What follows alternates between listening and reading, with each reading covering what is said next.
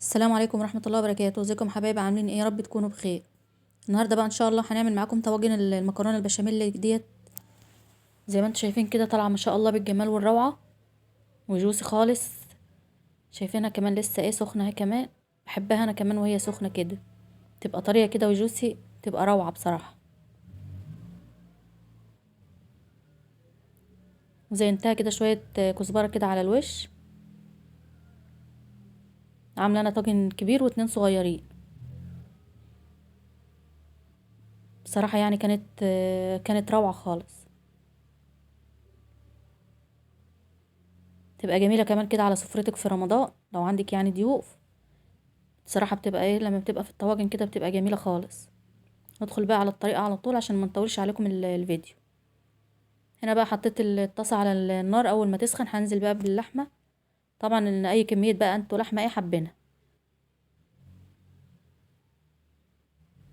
هنفردها بس كده في الطاسة عشان تاخد كده صدمة، وبعد كده بقى نقلبها على الناحية التانية. انا ما حطيتلهاش اي دهون لان اللحمة كان فيها نسبة دهون كده.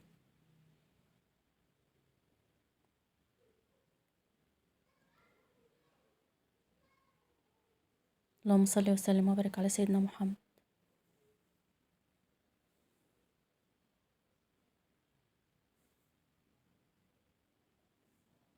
هنا بقى خلاص بعد ما خدت صدمة هنقلبها بقى.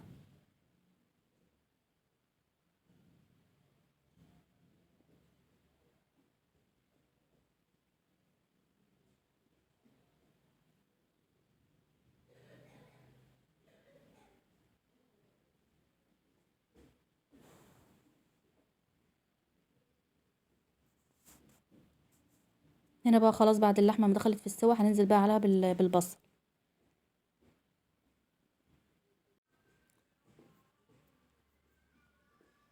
نحط بقى التوابل، هنحط بس ملح وفلفل اسود وبابريكا،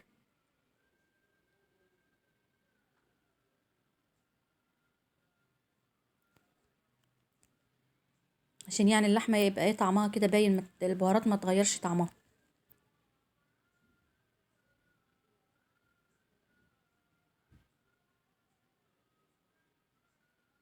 هنقلبهم بقى كويس مع بعض ونسيبهم بقى لما اللحمه تستوي.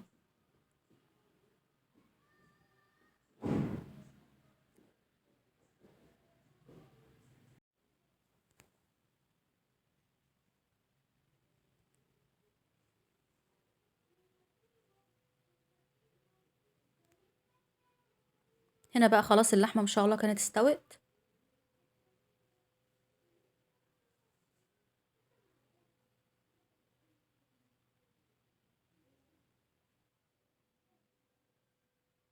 هنركنها بقى ونعمل البشاميل. انا حطيت بقى اللبن على النار يغلي، وحطيت فيه ديت قشطه كده كانت عندي من وش اللبن. دي طريقه يعني سهله للبشاميل، للبشاميل يعني بيبوظ معاه. وضربت بقى 3 معالق دقيق مع نص كوبايه لبن في الخلاط، وضفتهم كده مع على اللبن وهو مغلي. نحط برضو ملح وفلفل اسود. الطريقه دي بصراحه جميله خالص، بيخليش يعني البشاميل يكلكع ولا اي حاجه. وانا استكفيت بقى بالقشطه، ما حطيتش ولا سمنه ولا زبده عشان ما يبقاش يعني دسم. طبعا هنقلبه بقى كويس، ونتني بقى نقلب فيه كده لحد بقى ما ما يوصل للسمك اللي احنا عاوزينه.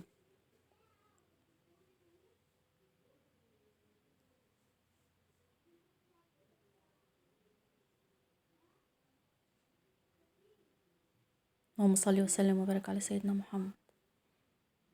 هنا بقى البشاميل اللي بقى جاهز معايا، انا عايزاه بقى اللي هو السمك الخفيف ده، مش عايزاه تقيل قوي عشان المكرونه تطلع جوسي كده زي ما شفتها في الاول. هو كده مظبوط القوام بتاعه. هنا بقى حطيت الحله ميه بتغلي عشان هسلق المكرونه. احط فيها بقى شويه ملح. طبعا مش حاطين زيت مع السليق بتاع الميه، كفايه بس الملح.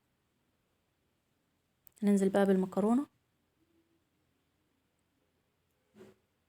نقلبها بقى تقليبه كده ونسيبها بقى تستوي. تاخد 10 دقايق او 7 دقايق حسب اللي مكتوب على الكيس يعني. هنا بقى خلاص ما شاء الله كانت استوت. هنروح بقى نغرف معاكم بقى في الطواجن بتاعتنا عشان ندخلها يعني الفرن.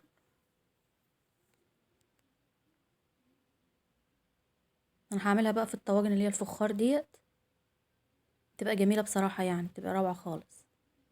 هنفضي الاول شويه بشاميل كده في الحله على المكرونه، بعد ما صفيتها رجعتها تاني في الحله، وهنحط عليها شويه بشاميل كده ونقلبها عشان كل المكرونه تبقى متغلفه بالبشاميل.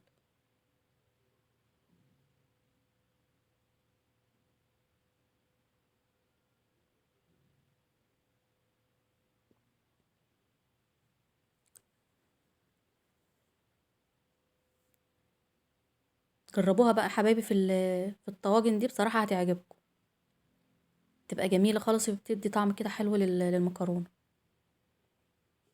هنحط بقى نص كميه المكرونه في الطواجن، وبعد كده بقى نحط اللحم. هنحط بقى اللحمه.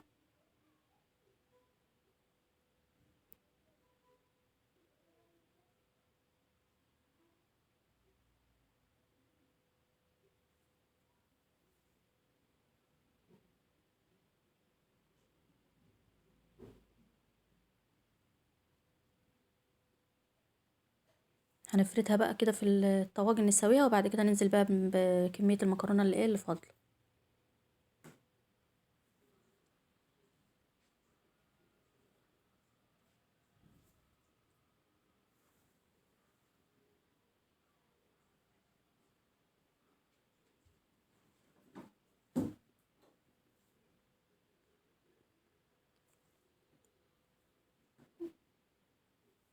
اللهم صل وسلم وبارك على سيدنا محمد. نحط بقى بقيه كميه المكرونه.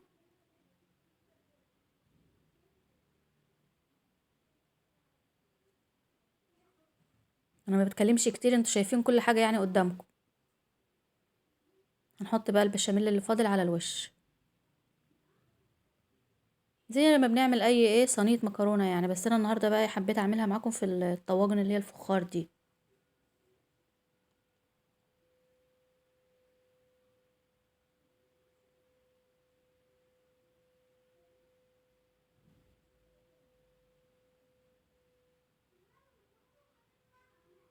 القوام ده جميل بتاع البشاميل، لما بيطلعش بقى ناشف من الفرن، بيطلع جوسي وطري خالص. كان عندي بقى شويه جبنه موتزاريلا كده في الفريزر، هنحطهم بقى على الوش، ده اختياري يعني.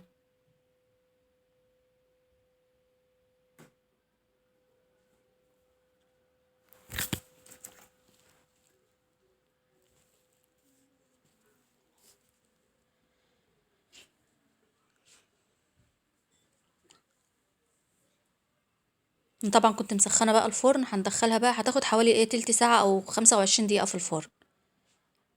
هنا بقى ما شاء الله بعد ما خلاص طلعتها من الفرن، ما شاء الله واخده اللون الذهبي الجميل ده، سخنه طبعا زي ما انتم شايفين. ما شاء الله كانت شكلها روعه خالص، وطعمها كان تحفه.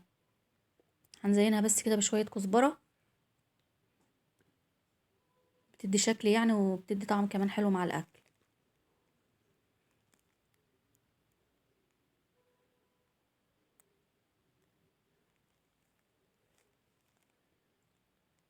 وريها لكم كمان من قريب، هندوقها بقى معاكم، اوريكم ان هي خلاص يعني ما شاء الله جوسي وسايحه خالص في بعضها.